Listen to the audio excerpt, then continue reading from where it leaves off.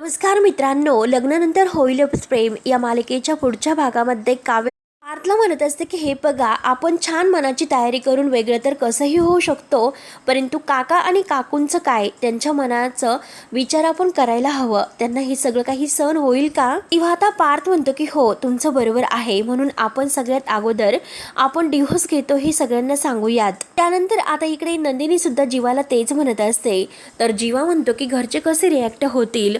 तर नंदिनी म्हणते की हे बघा, जे काही खरं आहे ते मात्र आपण सगळ्यांना खरं सांगून टाकूयात. त्यानंतर आता इकडे वसू आत्या जे काही लग्नाच्या वेळेस केलं होतं ना, म्हणजे त्या दीपकला पाठवून आता नंदिनीला किडनॅप जे केलं होतं, तर ते मात्र वसू आत्याने केले होते. आता हे सर्व काही मात्र ह्या छोट्या मुलीने ऐकलेलं असतं आणि मात्र ती आता सगळं काही आता पार्थला जाऊन सांगणार असते. आता वसू आत्याने नंदिनीला किडनॅप केलं हे सत्य मात्र आता ह्या मुलीसमोर येते आणि आता ती पार्थला सगळं सांगणार का, हे पाहण्यासाठी आपल्या चॅनलला नक्की सबस्क्राईब करत राहा. धन्यवाद.